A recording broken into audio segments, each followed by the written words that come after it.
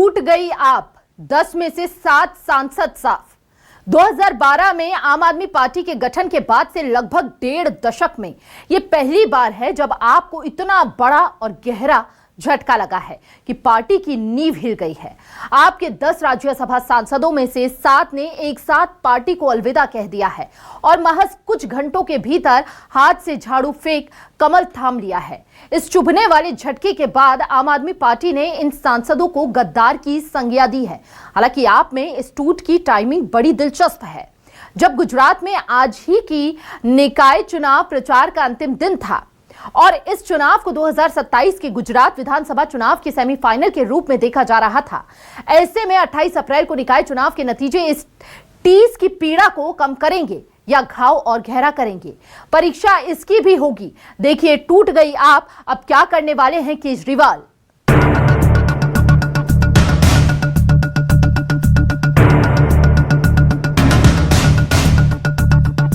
Belonging to the Aam Aadmi Party in Rajya Sabha, exercise the provisions of the Constitution of India and merge ourselves with the BJP.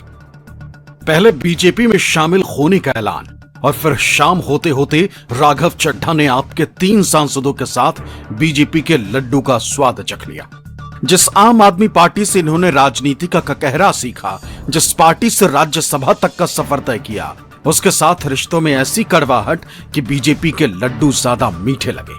Raghav Chadha या बाकी लोग अगर उनके भ्रष्टाचार में उनका सहयोग नहीं करना चाहते हैं, जैसा उनके बयान से लग रहा है, तो मेरा मानना यह है कि हर वो आदमी जो व्यक्तिवादी पूजा में विश्वास नहीं करता, वो वहां रहना पसंद नहीं करेगा। क्योंकि अरविंद केजरीवाल के शासन में तो एक ही बात चलती है कि उन्हीं की मानो और उन्हीं की आपको हामी हामी लाना पड़ेगा। राघव चड्ढा समेत आम आदमी पार्टी के 10 राज्यसभा सांसदों में से 7 ने बीजेपी का दामन थाम लिया। शुक्रवार शाम 4 बजे राघव चड्ढा ने पीसी में इसका ऐलान किया था और अगले 1 घंटे में भगवा धारण कर लिया। बीजेपी के राष्ट्रीय अध्यक्ष नितिन नवीन की मौजूदगी में इन आप सांसदों की बीजेपी में एंट्री हुई। इस आम आदमी पार्टी को मैंने अपने खून और पसीने से सींचा और अपनी जवानी के 15 साल दिए। वो आम आदमी पार्टी आज पूरी तरीके से अपने सिद्धांतों से, अपने मूल्यों से, अपने कोर मॉरल और वैल्यूज से भटक चुकी है। और अब ये पार्टी देश के लिए नहीं, देश के हित के लिए नहीं, बल्कि अपने पर्सनल फायदे के लिए काम कर रही है। That I am the right man in the wrong party. इसीलिए हमने ये डिसाइड किया that we the 2/3 members of parliament of the belonging to the Aam Aadmi Party in Rajya Sabha exercise the provisions of the Constitution of India and merge ourselves with the BJP। हम BJP में विलय करते हैं। अब इसे बीजेपी की चाणक्य नीति कहिए या फिर आम आदमी पार्टी से इन राज्यसभा सांसदों की नाराजगी, लेकिन राज्यसभा सांसद राघव चड्ढा ने बीजेपी में एंट्री की ऐसी जमीन तैयार की कि आम आदमी पार्टी में मानो गड्ढा कर दिया। केजरीवाल और उनकी पार्टी को राघव ने ऐसा घाव दिया जो आम आदमी पार्टी के सीधे दिल पर लगा। हमारे सांसदों को तोड़ा जा रहा है, उनको अपनी पार्टी में शामिल किया जा रहा है, ईडी सीबीआई का इस्तेमाल किया जा रहा है। आपको याद होगा भी कुछ दिन पहले, 2-3-4 दिन पहले अशोक मित्तल के यहां ईडी का छापा पड़ा। तो चीजें अपने आप में जुड़ती है। ईडी का छापा पड़ा और तोड़ लिया। इसका मतलब भय दिखा के, प्रशासनिक तंत्र का दुरुपयोग करके यह ऑपरेशन लोटस चलाया जा रहा है।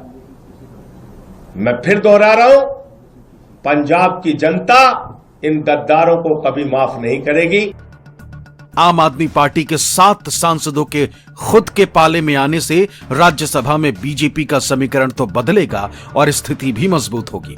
लेकिन आम आदमी पार्टी अब इन्हीं सांसदों को धोखेबाज, दगाबाज और गद्दार कहने से नहीं चूक रही, क्योंकि ज्यादातर वो सांसद हैं जिनके लिए आम आदमी पार्टी ही नर्सरी रही। और जब यहां से सियासत का पाठ पढ़ लिया तो फिर सामने नया सियासी मुकाम दिखाई देने लगा। जिन 7 सांसदों ने बीजेपी में एंट्री ली है, उनमें राघव चड्ढा, संदीप पाठक, विक्रमजीत सिंह साहनी, अशोक कुमार मित्तल, हरभजन सिंह, स्वाति मालीवाल, राजेंद्र गुप्ता। स्वाति मालीवाल की आप से दूरी तो पुरानी रही। राघव चड्ढा हाल ही में निशाने पर आए थे, लेकिन बाकी सांसदों के बीजेपी में जाने को लेकर तो आप नेता भी हैरान हैं, क्योंकि पार्टी में हुए इस सियासी गड्ढे के लिए वो भी राघव चड्ढा को सूत्रधार मान रहे हैं। पंजाब के मुख्यमंत्री भगवंत मान ने इसे पंजाब और पंजाबियत का अपमान बताया। पार्टी वड्डी हुंदी है, संगठन वड्डा हुंदा, व्यक्ति वड्डा नहीं हुंदा। ये 6-7 जाने जिहड़े गए ने, ये पंजाब नहीं हैगे, ये गदार ने, पंजाबियां दे गदार ने। बैठिया बिठाया नूं गद्दियां मिल गई, वोटां तां मंगणियां नहीं पईयां जी, ना किसी मूहरे हत्थ जोड़ने पे, ना गलियां जाके लोकां दे मुद्दियां दी गल करनी पई। बस बनी बनाई एक सीट मिल गई, चलो जी उत्थे राज सभा च, उत्थे जाके तिकड़मबाजियां करन लग गए। 24 घंटे पहले तक आम आदमी पार्टी के राज्यसभा में 10 और लोकसभा में 3 सांसद थे। अब उसके राज्यसभा में सिर्फ 3 सांसद बचे हैं। राजनीतिक गलियारों में अब ये चर्चा जोर पकड़ गई है कि आखिर ऐसा एकाएक कैसे हुआ। खेल आम आदमी पार्टी में पर कतरे जाने पर अकेले राघव चड्ढा ने किया, या फिर बीजेपी ने एक ही दाव से केजरीवाल को चारों खाने चित्त कर दिया। ऐसे में आपके 7 सांसदों के बीजेपी में शामिल होने से सियासी बवाल मच गया है। पंजाब से लेकर दिल्ली का सियासी माहौल गर्मा गया है। कांग्रेस ने जहां आपको बीजेपी की बी टीम बताया है, तो अकाली दल ने आप और बीजेपी दोनों पर निशाना साधा है। देखिए ये खास रिपोर्ट। दिल्ली से आई इस तस्वीर ने पंजाब और दिल्ली दोनों जगह सियासी माहौल गर्मा दिया। राज्यसभा में मौजूद आपके 2/3 सांसदों ने बीजेपी का दामन थामा तो राजनीतिक बयानबाजी का दौर भी शुरू हो गया। सरकार बननी है, इसको तोड़ने के लिए हमारे विधायकों के ऊपर लगातार दबाव बनता रहा है और ऑपरेशन लोटस बार बार पंजाब में करने की कोशिश की गई। कभी किसी को किसी तरीके से डराया गया, कभी किसी तरीके से उसको खरीदने की कोशिश की गई।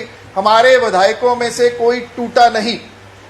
अब एक नई कोशिश मुल्क के गृह मंत्री अमित शाह जी द्वारा की जा रही है राघव चड्ढा के रूप में। राघव चड्ढा पंजाबियों की पीठ में छुरा घोंपने की कोशिश कर रहे हैं। अमित शाह जी की तरफ से राघव चड्ढा जी को यह कहा गया है कि 7 सांसद लेके आओ, आपको मंत्री बना देंगे, और एक नई पार्टी उनसे शुरू करवाने की कोशिश की जा रही है। राघव चड्ढा जी और अमित शाह जी को एक स्ट्रॉन्ग मैसेज है कि ये पंजाब है, पंजाब का कोई सांसद नहीं टूटेगा, क्योंकि पंजाबी जो है वो पीठ में छुरा घोंपने वाले को कैसा जवाब देते हैं। पंजाब का इतिहास एक बार राघव चड्ढा जी और अमित शाह जी को पढ़ लेना चाहिए। आम आदमी पार्टी जहां बीजेपी पर पंजाब के भगवंत मान सरकार के खिलाफ साजिश का आरोप लगा रही है, वहीं बीजेपी ने पलटवार किया है। आप संयोजक अरविंद केजरीवाल पर हमला बोला। इन लोगों ने पंजाब के किसानों के खिलाफ 3 काला कानून पास किया। उस पार्टी में शामिल होके आप लड़ाई लड़ने का काम करोगे, ईमानदारी और सच्चाई की बात करोगे। जिस पार्टी के अंदर किसानों की हत्या करने वाला गृह राज्य मंत्री का बेटा हो, जिस पार्टी के अंदर हत्या, लूट, बलात्कार करने वाले, अपराध करने वाले, किसानों की पीठ में छुरा मारने वाले, पंजाब के लोगों के पीठ में छुरा मारने वाले लोग हैं, उनके साथ जाकर आप बहुत बड़ा परिवर्तन और क्रांति करना चाहते हैं। इन बातों पर कोई यकीन करेगा? राघव चड्ढा या बाकी लोग अगर उनके भ्रष्टाचार में उनका सहयोग नहीं करना चाहते हैं, जैसा उनके बयान से लग रहा है, तो मेरा मानना यह है कि हर वो आदमी जो व्यक्तिवादी पूजा में विश्वास नहीं करता, वो वहां रहना पसंद नहीं करेगा। क्योंकि अरविंद केजरीवाल के शासन में तो एक ही बात चलती है कि उन्हीं की मानो और उन्हीं की आपको हामी लाना पड़ेगा। लेकिन अगर इस तरह का काम हो रहा है तो मुझे लगता है ये शुरुआत है, पंजाब में इससे बड़ी टूट होने की संभावना है। बीजेपी और आम आदमी पार्टी में जहां आरोप प्रत्यारोप तेज हो गए, वहीं दिल्ली और पंजाब में कांग्रेस ने इसे आप और बीजेपी की आपसी साठगांठ बताया। आप पर बीजेपी के बी टीम होने का आरोप लगाया। ये हम पहले से कहते रहे हैं कि ये आम आदमी पार्टी पूरी तरीके से बीजेपी की एक बी टीम है। आज वो पर्दा हट गया, आज सबके सामने आ गया। जो बात हम सब शुरू से कहते आए थे आज उसका पर्दा हट गया और ये लोग वहां पर जाकर इन्होंने दिल्ली की जनता को विशेष रूप से और देश की जनता को धोखा देने का काम किया है। पार्टी बीजेपी पार्टी का जो गेम था आज वो खुलकर सबके सामने आ गया।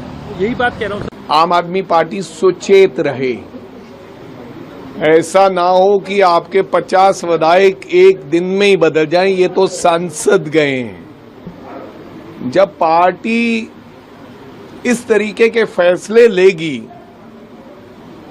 कोई मापदंड नहीं होगा जब उनको राज्यसभा बनाया गया, तो फिर ऐसा तो होना ही था, ऐसा तो संभव था ही। आप में मचे घमासान पर पंजाब में अकाली दल ने भी निशाना साधा।